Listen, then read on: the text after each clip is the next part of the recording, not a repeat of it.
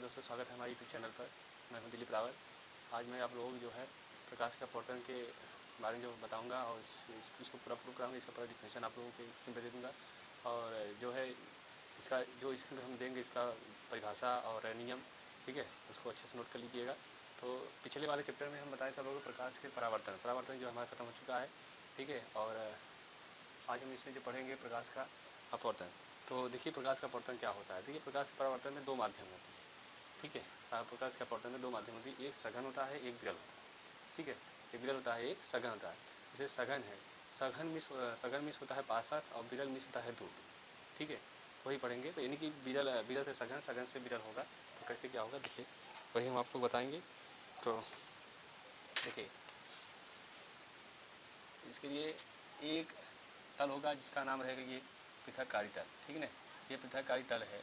तो इसके ऊपर जो है, इसके ऊपर इसको कहेंगे पहला माध्यम, पहला माध्यम, ठीक है ना। अब पहले माध्यम को हम लेते हैं कि विरल माध्यम, ये विरल है, ठीक है ना। ये विरल माध्यम कहिए, पहला माध्यम कहिए, ये विरल है, ठीक, ये विरल है।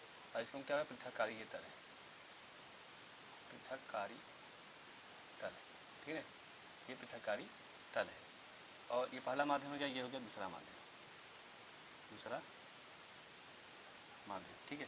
दूसरा माध्यम मान लेते सघन, सघन मीन्स पास, सघन माध्यम, ठीक है ना, सघन माध्यम।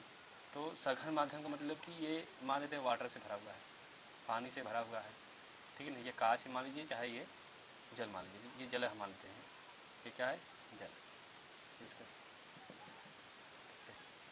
ये जल है, जल, ठीक है। और ये क्या है, वायु, जो विरल है ये वायु रहेगा। अब देखिए जब कोई प्रकाश किरण जो है, जब कोई प्रकाश किरण वायु से यानी विरल माध्यम से, ठीक है, विरल माध्यम से जब जाती है और विरल माध्यम से सघन माध्यम प्रवेश करती है, यानी कि पृथककारी तल से, ठीक है। पृथककारी तल के बाद जब ये सघन माध्यम जब जाएगी तो ये अपने मार्ग से जो होगा विचलित हो जाएगा हल्का सा, देखिए इसको जाना था ये सीधे, ये इसका जो है डायरेक्शन था, लेकिन ये किधर थोड़ा सा विचलित होकर घूम गई, ठीक है ना। जब पृथककारी तल को पार करेगा, यानी कोई तल है, जब कोई प्रकाश किरण किसी तरह से पृथककारी तल से टकराने के बाद ये आगे जब बढ़ती है तो अपने मार्ग से क्या हो जाएगी, विचलित हो जाएगी। इसे हम क्या कहते हैं, प्रकाश का परावर्तन, ठीक है। सीधे सीधे ऐसे कहिए, जब कोई प्रकाश किरण सघन माध्यम, विरल माध्यम से सघन माध्यम में जाती है तो वह अपने मार्ग से विचलित हो जाती है, ठीक है। यानी जिस मार्ग पर जाती है उस मार्ग से जो होता है विचलित हो जाती है। वही हमारा घटना क्या कहलाता है, प्रकाश का परावर्तन कहलाता है, प्रकाश का अपवर्तन कहलाता है, ठीक है। तो देखिए अब यह जिस बिंदु जहाँ मिलेगा, ठीक है ना, यहीं एक हम लम्ब डाल देते हैं, एक लम्ब खींच देते हैं, ठीक है, ऐसे एक लम्ब खींच देते हैं और यही लम्ब जो है, ठीक है। तो इसको हम इस तरह से इसका डिफिनेशन दे सकते हैं कि जब कोई प्रकाश किरण विरल माध्यम से सघन माध्यम में जाती है तो वह अपने मार्ग से विचलित होकर अभिलम्ब की ओर झुक जाती है। तो क्या है अभिलम्ब, यही क्या है, अभिलम्ब, ये अभिलम्ब है, ठीक है ना, ये अभिलम्ब है, ठीक है। तो इसका जो है हम डिफिनेशन आपके स्क्रीन में दे रहा हूँ, इसको लिख लीजिए, ठीक है। तो देखिए अब आगे, अब इसका डिफिनेशन फिर से हम बताते हैं आपको।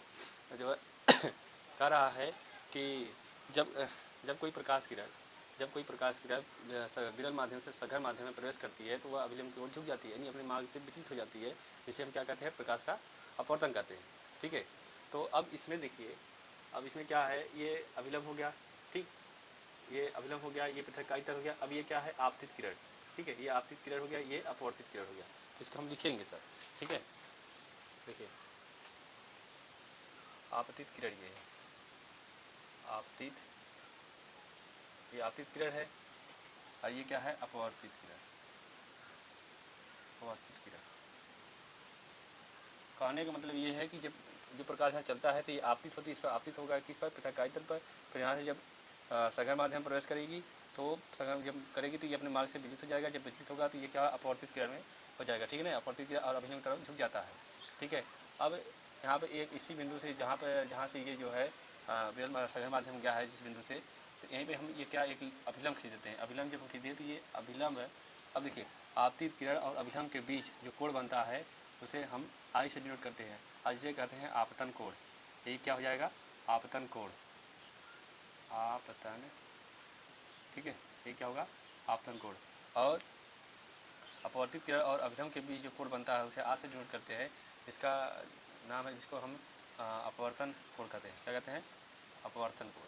ठीक है, अपवर्तन कोण, ठीक, अपवर्तन कोण कहते हैं। तो देखिए फिर से इसका डिफिनेशन देख लीजिए। जब कोई प्रकाश किरण यानी जब कोई आपतित किरण पृथककारी तल से टकराने के बाद यह सघन माध्यम में प्रवेश करती है तो यह अभिलंब की ओर झुक जाती है, जिसे हम प्रकाश का अपवर्तन कहते हैं। ठीक है, अब देखिए इसका, और ये आपतित किरण क्या होता है, अपवर्तन कोण क्या होता है, आपतन कोण क्या होता है, पृथक्कारी तल क्या होता है, अपवर्तित किरण क्या होता है, इसका डिफिनीशन भी हम आप लोगों को बताएंगे। अब बताने के बाद भी आपके स्क्रीन पर दे दूँगा, जिसको आप जो है लिख लेंगे। ठीक है ना, डालेंगे पहला हेडिंग एम डाल लीजिए, आपतित, साफ लिखिए, आपतित किरण। अब देखिए आपतित किरण क्या होता है। ठीक है, कह रहा है कि जब प्रकाश किरण जब पहले माध्यम से चलकर पृथक्कारी के जिस बिंदु पर जाकर टकराती है उसे क्या कहते हैं? आपतित किरण कहते हैं। जब पहले माध्यम में जो प्रकाश किरण चलती है, ठीक है, अब वह पृथक्कारी तल के जिस बिंदु पर जाकर टकराती है उसे क्या कहते हैं? आपतित किरण कहते हैं। ठीक है, अब दूसरा क्या है? अपवर्तित किरण। दूसरा क्या लिखेंगे? अपवर्तित किरण। अपवर्तित, ये आपतित किरण, ये अपवर्तित किरण। अब देखिए ये पहला था और दूसरा।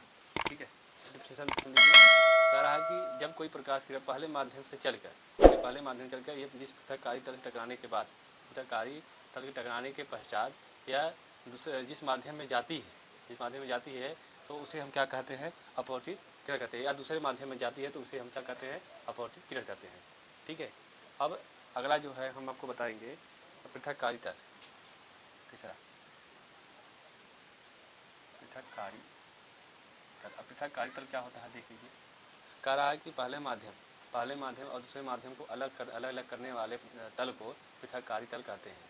ठीक है, फिर से सुनिए कि पहला माध्यम ये है ना, कह रहा पहले माध्यम तथा दूसरे माध्यम को अलग अलग करने वाले तल को पृथक्कारी तल कहते हैं। ठीक है, ये पृथक्कारी तल हो गया। अब अगला जो है आपका आपतित बिंदु। ठीक है, आपतित बिंदु रहेगा चौथा,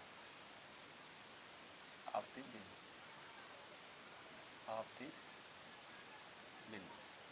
अब आपतित बिंदु कह रहा है कि जब कोई प्रकाश किरण जो है पृथक्कारी के जिस बिंदु पर जाकर टकराती है, ठीक है, पृथक्कारी के जिस बिंदु पर जाकर टकराती है वही क्या कराती है? आपतित बिंदु कहती है। इसका नाम क्या है? आपतित बिंदु है, आपतित बिंदु। ठीक है, जब कोई प्रकाश किरण पृथक्कारी के जिस बिंदु पर जाकर मिलती है उसे क्या कहते हैं? आपतित बिंदु कहते हैं। ठीक है, आपतित बिंदु हो गया। अब देखिए आपतित बिंदु नहीं, आपतन बिंदु, आपतन। ठीक है, फिर से इसका डिफिनेशन समझिए। देखिए आपतन बिंदु क्या होता है? जब कोई प्रकाश किरण पृथक्कारी तल के जिस बिंदु पर जाकर मिलती है या टकराती है उस बिंदु को हम क्या कहते हैं? आपतन बिंदु कहते हैं। ठीक है, हम अगला जो है 5 नंबर हम आप लोगों को क्या बताएंगे कि अभिलंब देखिए क्या होता है।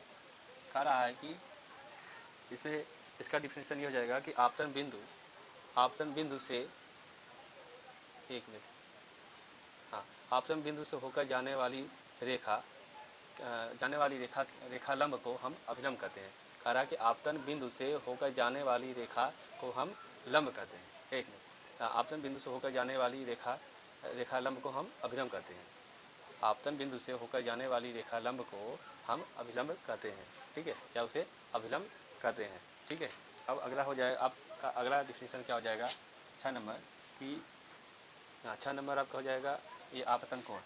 ठीक है, सब आप लिखेंगे आपतन कोण। आपतन कोण क्या है ये देख लीजिए। आपतन कोण, तो आपतन कोण क्या होगा कि कहेंगे कि आपतित किरण और अभिलंब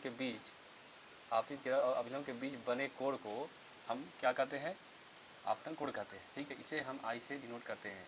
ठीक है, और ये आपतन कोण हो गया। अब दूसरा अपवर्तन कोण, 7 नंबर अपवर्तन कोण। ठीक, अपवर्तन कोण कह रहा है। अब देखिए अपवर्तन कोण क्या हो जाएगा। कह रहा है कि जब अपवर्तित किरण तथा अभिलंब के बीच बने कोण को अपवर्तित किरण तथा अभिलंब के बीच बने कोण को अपवर्तन कोण कहते हैं। इसे हम आर से डिनोट करते हैं, इसे हम आर से प्रदर्शित करते हैं। ठीक है, इसे हम आर से प्रदर्शित करते हैं। ये आपका जो है प्रकाश के अपवर्तन का पूरा जितना डिफिनीशन था, यानी कहने का मतलब आपतित किरण, अपवर्तित किरण, आपतन बिंदु, पृथककारी तल, आपतन कोण, अभिलंब और अपवर्तन कोण, जितना ये सब 7 डिफिनीशन था, 7 डिफिनीशन बता दिए हैं। अब प्रकाश के अपवर्तन का भी डिफिनीशन बता चुके हैं। ठीक है, और कैसे इसका फिगर बनेगा, ये इस तरह इसका फिगर बनेगा। ठीक है ना, तो अगर नहीं समझ में आया तो आप जो है कमेंट करके बताइएगा हमें, हम ये फिगर जो है फिर से बता दूँगा। ठीक है, इसमें कुछ करना नहीं है। पहले ये एक हम पृथककारी तल लेंगे। ठीक है, पृथककारी तल होता कैसे है कि जब एक पहला माध्यम लीजिए, यानी कि जैसे विरल माध्यम लीजिए, एक सघन माध्यम लीजिए, तो जब विरल माध्यम जो होता है वो पहला माध्यम उसको मान लेते हैं, और सघन माध्यम जब ये जल वाला होगा, ठीक है, सघन जो होता है उसको दूसरा माध्यम मान लेते हैं।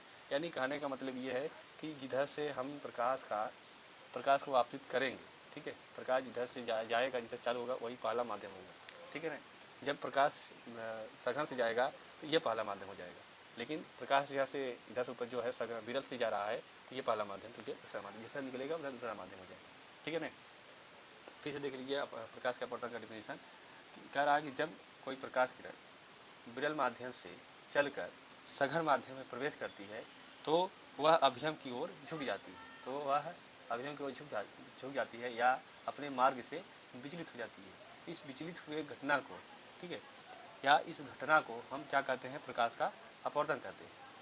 ठीक है, तो समझ में आ गया है तो कमेंट करके हमें बता दीजिए।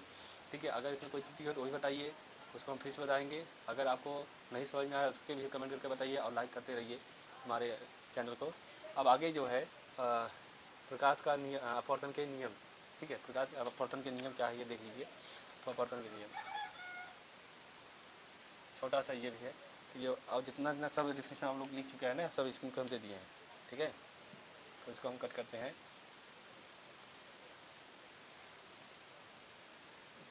लिखेंगे अपवर्तन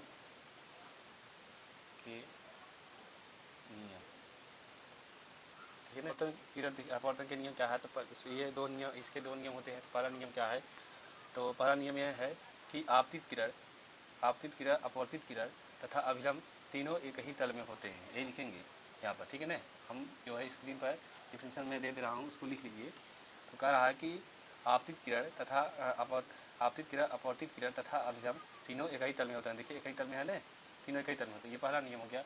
और दूसरा क्या कह रहा है कि आपतित किरण आपतन कोण की ज्या तथा अपवर्तित कोण की ज्या दोनों एक दूसरे के बराबर होते हैं। ठीक है, तो मान लेते हैं कि आपतन कोण की ज्या जो है साइन आई है, तथा ये आपतित किरण की ज्या, अपवर्तित किरण की ज्या जो है साइन आर मान लेते हैं। ठीक है ना, इसको जो एक दूसरे के इक्वालिटी परपेंडिकुलर लगा देते हैं दोनों के बीच, ये हो जाएगा साइन आई बराबर, जब बराबर लगा देते ये जब हटेगा तो इसको यहाँ पे कांस्टेंट एन हो जाएगा। ठीक है, जब कांस्टेंट एन हो जाएगा तो ये साइन आर हो जाएगा। तो लिखेंगे sine I upon sine R हो जाएगा बराबर एन। ये इसी क्या कहते हैं, स्नेल का नियम। यही क्या है, स्नेल का नियम। इसी को क्या कहते हैं, स्नेल का नियम कहते हैं, का नियम। ठीक है ना, यही है। तो इसमें जो है अपवर्तन, प्रकाश के अपवर्तन में हम आपको सब कुछ बता चुके हैं।